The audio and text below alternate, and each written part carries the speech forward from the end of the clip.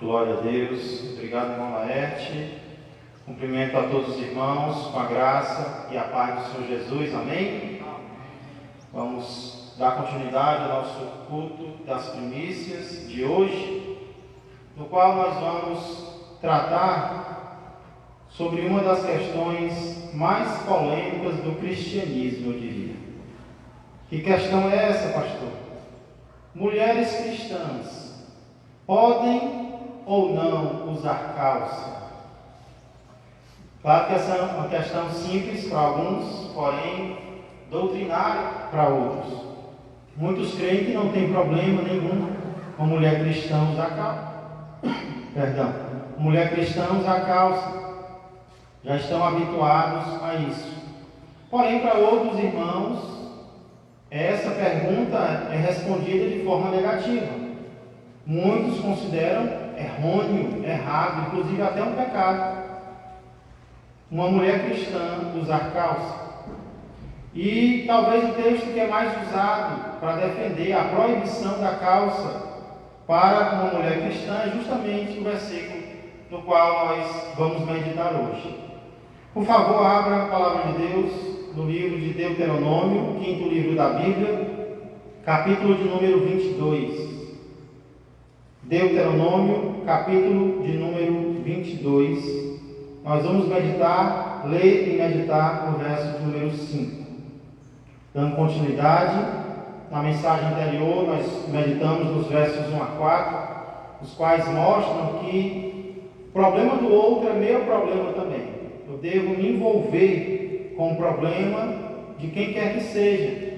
Esse ditado, cada um por si, ele é muito popular no nosso mundo, mas ele não é bíblico. Obrigado, irmão. Eu acho que é de ontem. Acho que a preletora de ontem estava tão nervosa que não bebeu, né? Glória a Deus.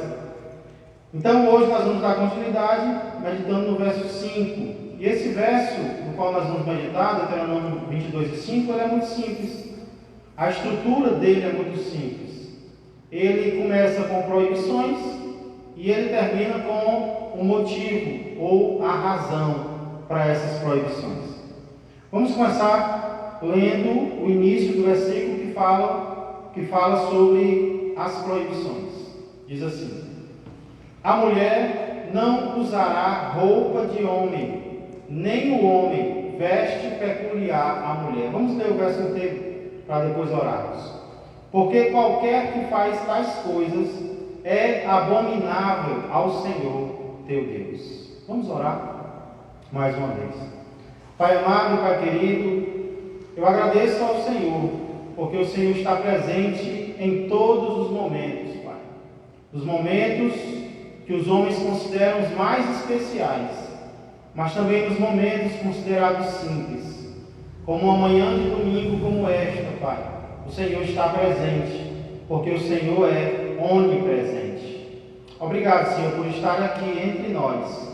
Obrigado, Senhor, por estar com o teu povo, onde quer que o teu povo esteja, não podendo, Senhor, congregar livremente, mas sentindo a tua presença, Senhor, no trabalho, no templo e também em casa. Pedimos que o Senhor nos abençoe agora, que o Senhor nos ajude durante a meditação da tua palavra, que possamos dela extrair, Senhor, lições importantes para a nossa vida e transformadoras, Senhor, para o nosso viver. Pois tudo que nós fazemos é em gratidão ao que o Senhor já fez por nós. Por isso, muito obrigado, eu peço e agradeço, em nome de Jesus Cristo. Amém e amém. Pois bem, como eu disse, a estrutura desse versículo é muito simples. Ele começa falando sobre proibições. E são duas as proibições que são feitas aqui em Deuteronômio 22 e 5. A primeira delas é: a mulher não usará roupa de homem. A mulher não usará roupa de homem. E a segunda é: nem o homem veste peculiar à mulher. Então são duas ordens. A palavra usada na segunda ordem, veste, o homem não usará veste peculiar de mulher, significa exatamente isso. É uma palavra que significa principalmente manto, vestuário, roupa. Porém, a palavra usada na primeira ordem, a mulher não usará roupa de homem. No original, essa palavra roupa tem um significado muito mais amplo do que apenas vestimento. Roupa aqui significa tudo aquilo que simboliza o homem. Tudo aquilo que é um símbolo masculino. Era usado para objeto, era usado para acessório, era usado para ferramentas. Então, o que nós vemos aqui, esse verso trata de distinções em relação aos sexos, distinções em relação aos gêneros, em todos os assuntos, mas principalmente na questão do vestuário. A ênfase aqui é na questão do vestuário. Não fala apenas disso, nós podemos aplicar em outras áreas, mas a área principal, a ênfase aqui é em relação às vestes peculiares do homem e da mulher. Inclusive, eu não sei se vocês já ouviram falar em transformismo. Diminui um pouco, não sei se é o retorno. Transformismo. Transformismo é muito ligado ao transformista, No inglês, cross-dressing. É uma palavra que se refere ao ato de alguém possuir uma expressão de gênero, uma roupa ou um acessório, associado ao gênero oposto. É alguém que usa, é alguém que possui uma expressão de gênero, uma roupa, um acessório que pertence ao outro gênero. Isso por muitas razões. Ou por questão de trabalho, ou por querer vivenciar uma face do outro gênero, feminino ou masculino, ou para obter gratificação sexual. Há quem se transforme, quem se use do transformismo por gratificação sexual, ou por outros motivos quaisquer. Então, quem desenvolve essa prática é chamado de transformista ou cross-dresser, no inglês. Quando nós vemos a história, irmãos, nós vemos que esse ato de se transformar e usar roupas do sexo oposto, ele foi muito praticado. Ao longo da história, várias culturas tiveram essa prática. Inclusive hoje, existe uma época do ano, aqui no nosso país, em que, muitas vezes, por brincadeira, os homens acabam usando roupas de mulher, Acabam até indo jogar bola, achando que é bonito, uma coisa dessa. Então é algo muito comum, porém, algo claramente proibido na lei de Deus. E a pergunta que surge é: pastor, por quê? Por que Deus está proibindo isso? Por que Deus não permitiu que o seu povo de Israel fizesse essa troca de roupas, usasse roupas do sexo oposto? E é o que nós vamos entender na segunda parte do verso 5, que fala justamente sobre o motivo para essas proibições. As proibições são não usar, a mulher não usar roupa ou acessório de homem, e o homem não usar a veste peculiar da mulher. Agora vem o motivo. Segunda parte do verso 5 diz: porque qualquer que faz tais coisas é abominável ao Senhor teu Deus. Então aqui é citado um motivo muito forte, Porque quem fizer isso é abominável ao Senhor. Por que Deus considerava abominável tal tipo de prática? E aí alguns estudiosos vão dizer que o motivo era o fato de outras nações usarem de tais costumes em seus cultos. Era algo voltado para a adoração, algo voltado para a idolatria. Inclusive, escritores como Luciano de Samosata e Eusébio, um grande historiador, mencionam a prática do travestismo no culto de Astarte, um culto muito antigo, no qual as mulheres, durante o culto, apareciam vestidas de homens e os homens apareciam vestidos de mulher. Então, há relatos históricos de que isso estava relacionado a outras culturas, a outros cultos, a outras adorações. Outro pesquisador, inclusive, vai dizer que o objetivo dessa troca de roupas era mágico, porque visava a cura para a infertilidade. Se o homem vestisse roupa de mulher, os deuses o ajudariam a ser fértil. Se a mulher usasse roupa de homem, os deuses a ajudariam a ter um bebê, a ter uma criança. Olha como é interessante, como os povos se voltavam para os deuses a fim de encontrar solução para os seus problemas, mas nós sabemos que a solução para a infertilidade é Deus. É o nosso único e verdadeiro Deus. Irmãos, eu particularmente, apesar de acreditar que esse costume ele estava presente nos cultos idólatras dos povos de Canaã, eu acredito que o motivo real, principal, porque Deus proibiu e ele considerava abominável esse tipo de prática, é porque isso fere a ordem da criação.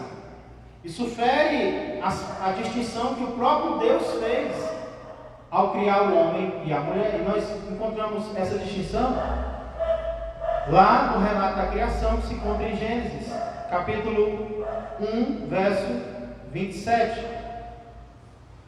Gênesis 1 e 27 é bem claro dizer que criou Deus, pois, o homem à sua imagem.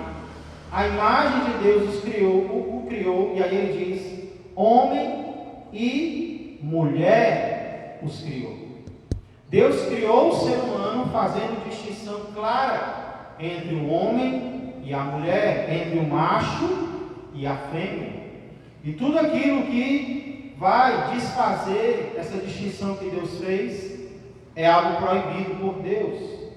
Então, existe essa distinção sexual entre homem e mulher. Claro que diante de Deus, Paulo vai dizer que não existe homem nem mulher em termos de importância espiritual. Mas em termos de papéis, ainda há distinção entre o sexo masculino e o sexo feminino, apesar de ambos terem o mesmo valor diante de Deus. Tanto é que essa palavra abominável é interessante, ela é usada em Levítico para se referir a práticas homossexuais. É o que Deus sente em relação ao homossexualismo. Olha comigo, por exemplo, Levítico 18 e 22.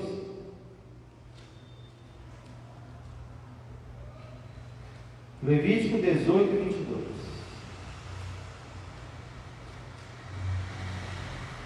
Diz assim: com homem não te deitarás, como se fosse mulher. Olha aí, algo parecido com o que está escrito lá em Deuteronômio 22 e 5. Como se fosse mulher.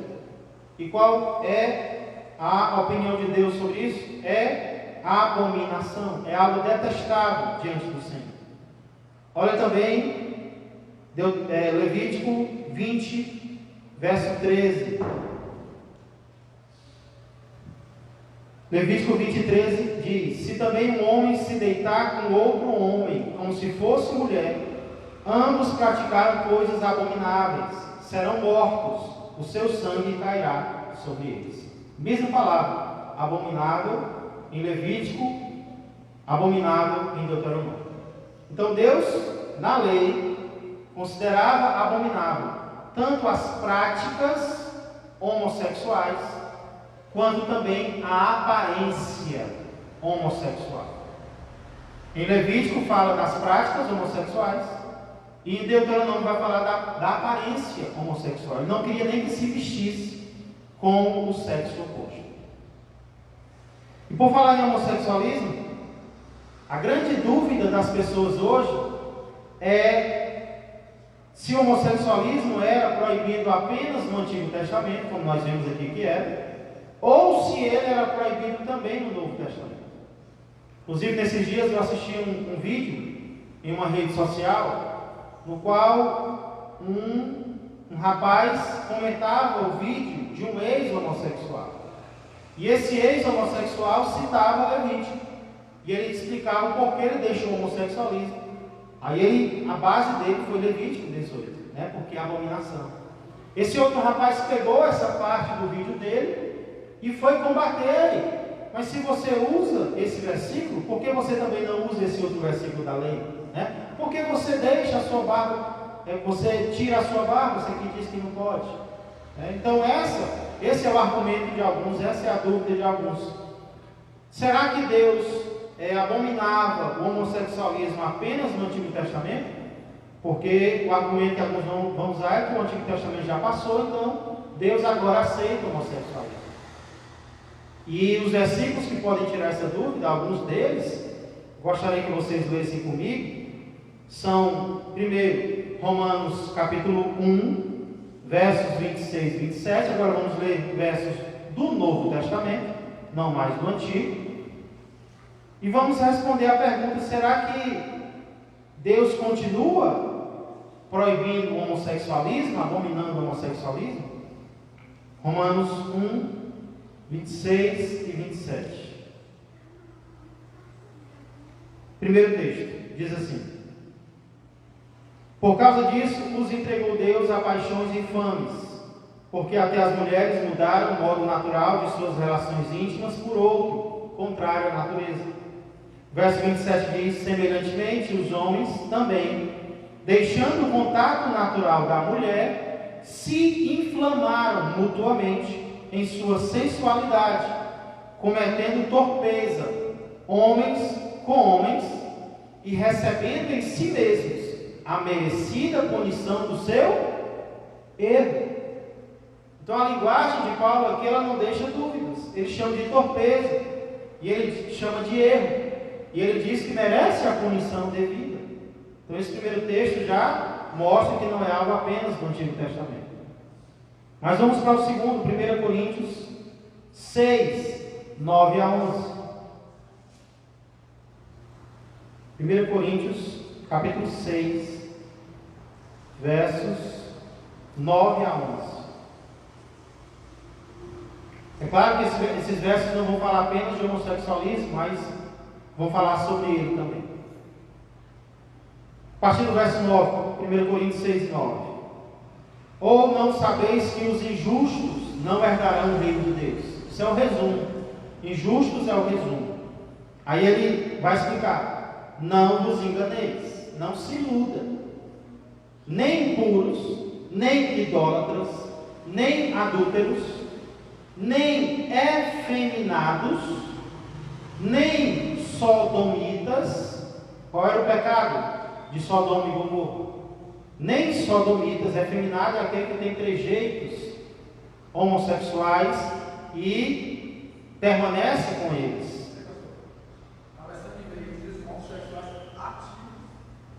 Pronto, é verdade. A definição é mais ou menos essa: homossexuais ativos e passivos. Efeminados, sodomitas, porque os sodomitas eles eram ativos na questão do homossexualismo. Aí no 10, nem ladrões, nem avarentos, nem bêbados, nem maldizentes, nem roubadores. O que Paulo está querendo dizer sobre todos esses pecados? Herdarão o reino de Deus. Pessoas que decidem viver nas práticas destes pecados e de qualquer outro, não herdarão o reino de Deus. E o que é interessante é que Paulo começa dizendo: não se engane. Por quê? Porque é fácil nós nos enganarmos, acharmos que o nosso pecado não tem problema nenhum. O que tem problema é o pecado do outro, né? Mas o meu é justificável, o meu é aceitável. Aí Paulo diz: não se engane. Deus não faz distinção. Não herdarão o reino de Deus. Agora, nem de só notícias difíceis tem o texto. Olha o verso 11, que notícias maravilhosas. Tais fostes alguns de vós, mas vós vos lavastes, mas fostes santificados, mas fostes justificados em o nome do Senhor Jesus Cristo e do Espírito do nosso Deus. Então, não é questão de você nasceu assim e você vai morrer assim, só se você quiser. Porque existe o sangue de Jesus à disposição. Existe o poder do Espírito Santo à disposição, que são eficientes e eficazes para nos libertar de todo e qualquer pecado. É por isso que Deus vai cobrar. Porque Ele ofereceu o escape. Ele ofereceu a solução. Ele ofereceu o remédio. Então não importa o pecado contra o qual você está lutando. Eu e você podemos vencer. Sozinhos? Não. Mas nós não estamos sozinhos. Deus está conosco para nos ajudar a vencer o pecado. O sangue de Jesus, o poder do Espírito Santo. Nós não temos desculpa para permanecer no pecado, para dizer que foi mais forte do que nós. Foi mais forte do que nós, mas não foi mais forte do que as armas que Deus nos deu, os recursos que Deus nos deu. Então esse texto é muito claro, primeiro em condenar o pecado do homossexualismo, chamando de pecado, mas também de mostrar que existe transformação para ele. Mais um texto também de Paulo, 1 Timóteo, capítulo 1. 1 Timóteo, capítulo 1, versos 8 a 11. Fala sobre a lei de Deus.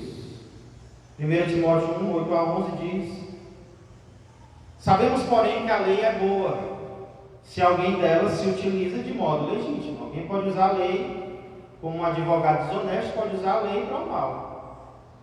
Tendo em vista que não se promulga lei para quem é justo, mas para transgressores e rebeldes, irreverentes e pecadores, ímpios e profanos, parricidas e matricidas, ou seja, assassino do pai e da mãe, já tinha naquela época, homicidas, impuros, sodomitas, olha a repetição da palavra, em outro texto, em outro contexto, sodomitas, ao lado de raptores de homens, mentirosos, perjuros, e para tudo quanto se opõe à sã doutrina, doutrina sadia, tudo isso se opõe à sã doutrina, segundo o evangelho da glória do Deus bendito, do qual fui encarregado. Então, 3 textos, irmãos, do Novo Testamento, que tiram a dúvida, ou o argumento de muitos, de que o homossexualismo, ele é prática proibida apenas no Antigo Testamento. Não. O homossexualismo, seja da parte do homem ou da parte da mulher, também são práticas proibidas na Nova Aliança.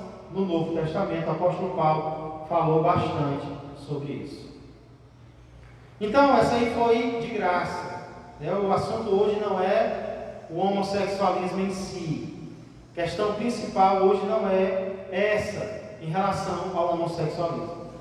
Qual é a questão principal hoje? Foi aquela com a qual eu iniciei. Mulheres cristãs podem ou não usar calça? E a resposta é: depende. Depende. Depende de quê, pastor? Depende da resposta a outras 2 perguntas. Quais são elas?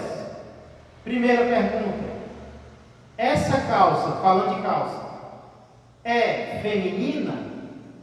Primeira questão é essa. Essa calça é feminina?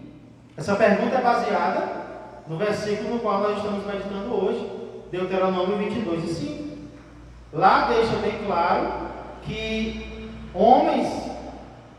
Deus não quer que homens usem vestes de mulher, como também não quer que mulheres usem vestes de homens. Então, primeiro critério para uma mulher usar uma calça é esse. Essa calça que ela quer usar, ela é feminina, ela foi feita para a mulher. Mas talvez alguém vai dizer: pastor, mas toda calça não é masculina? Toda calça, a calça em si, não é uma peça de vestuário do homem? Aí eu digo: não. Existem calças feitas para homem e existem calças feitas para mulher. Existem calças masculinas de homem e existem calças femininas de mulher. Isso é lógico. Assim como na Escócia, se você for estudar, existem saias de mulher e existe uma saia ou tipo de saia que somente os homens usam. É algo parecido, você olha e você acha que é a mesma coisa. Mas na Escócia existe o kilt. O que é o kilt, pastor? O kilt, o dicionário diz que é uma saia curta e preguiada. Acho que vocês já viram, né, em filme ou na internet.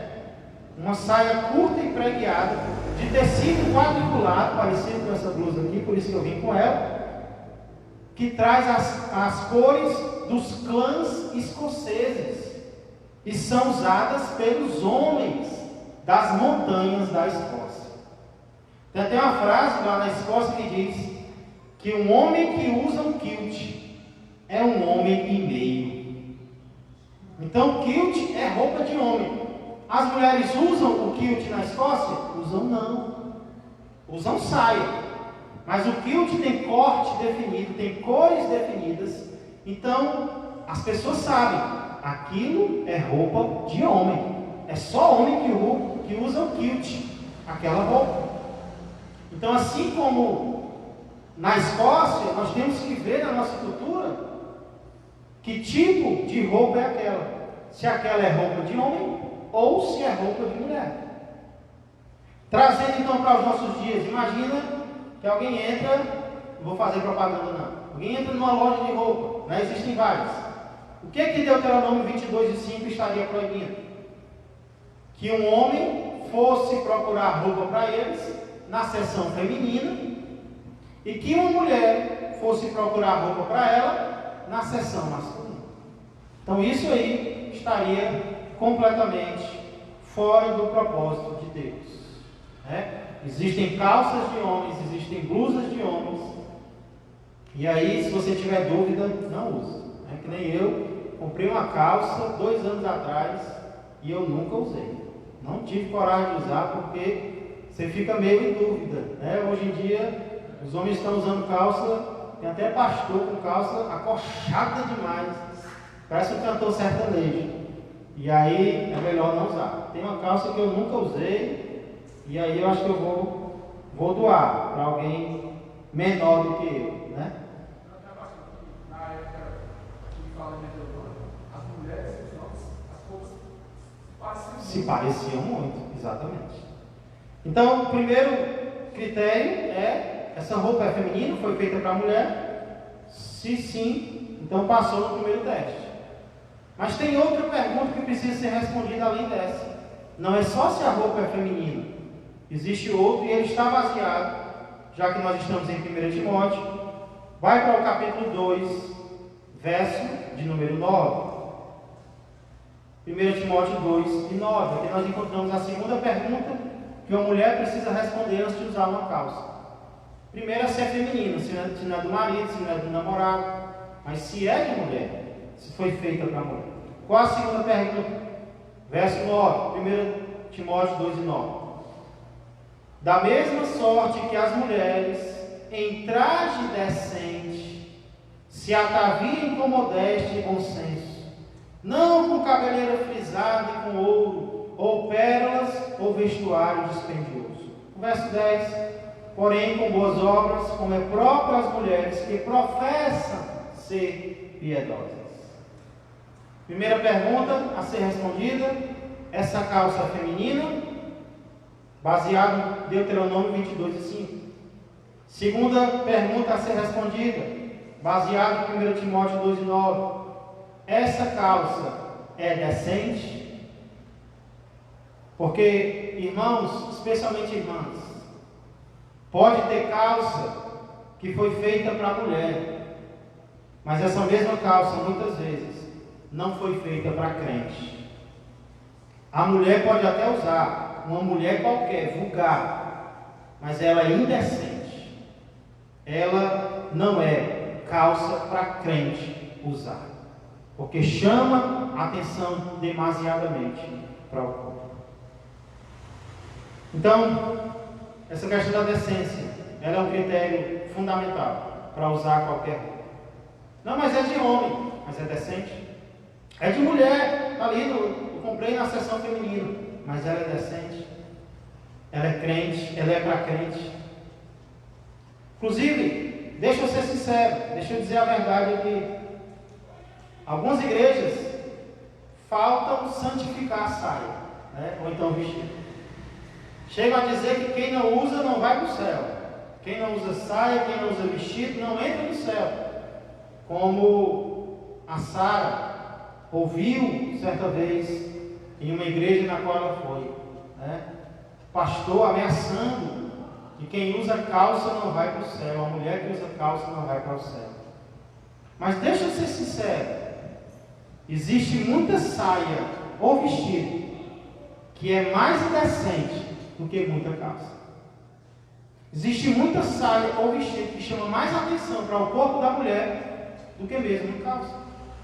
Então a questão não é se é saia ou se é calça. As questões são se são femininas e principalmente se são decentes. Porque a doutrina da igreja permite a saia, ordena a saia. Tem crente usando saia indecente. Tem crente usando vestido imoral. E vão para o culto desse jeito. Isso não agrada a Deus. Não é da vontade de Deus. Amém? Então essas são as proibições de Deuteronômio 22:5, colocando dentro do contexto do Novo Testamento e também o motivo pelo qual Deus proíbe. E a pergunta que eu faço agora para nós encerrarmos é: que lições nós podemos tirar de tudo isso? Eu queria compartilhar duas para nós encerrarmos. A primeira delas, estão as duas na negativa. Primeiro, nós não podemos ser o que quisermos. Nós não podemos ser o que quisermos ser.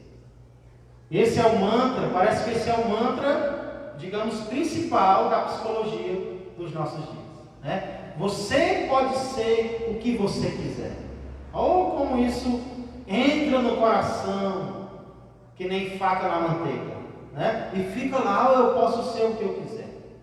Se você é homem e quiser ser mulher, você pode ser. Se você é mulher e quiser ser homem, você pode ser. Você pode ser um golfinho, você pode ser um elefante, um cachorro, você pode ser um animal, você pode ser aquilo que a tua alma desejar. E sabe o que é triste?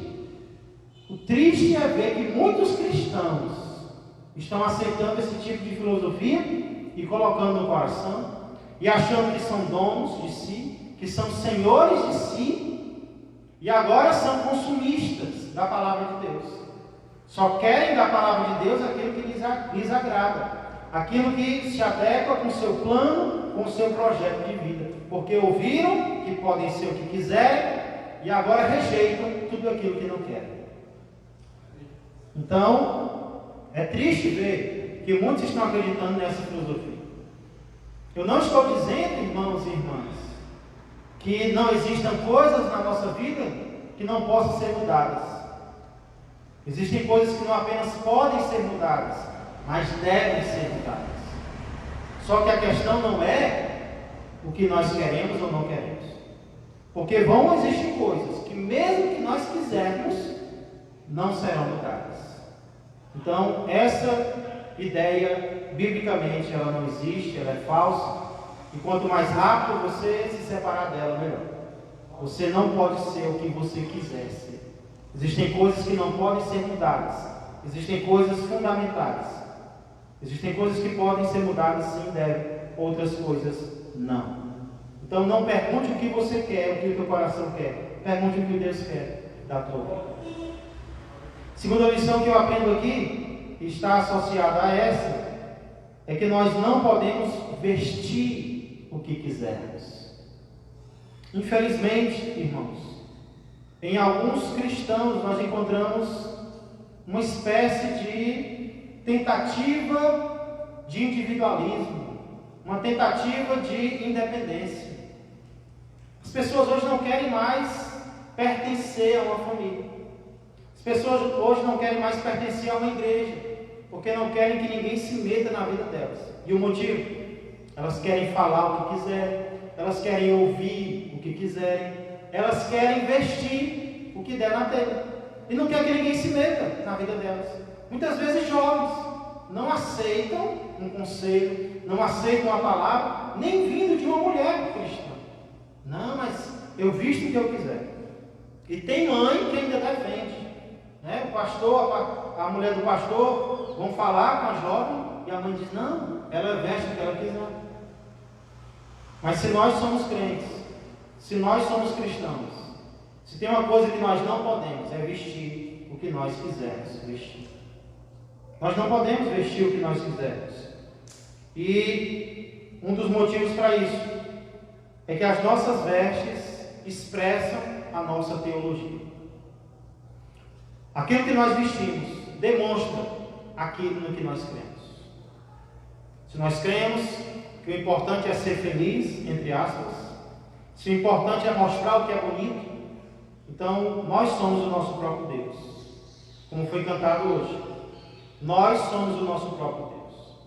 Mas se nós tomamos cuidado, claro que todos nós falhamos, vez ou outra, mas se nós tomamos cuidado, se primeiro nós nos perguntamos: essa roupa é apropriada ao meu gênero?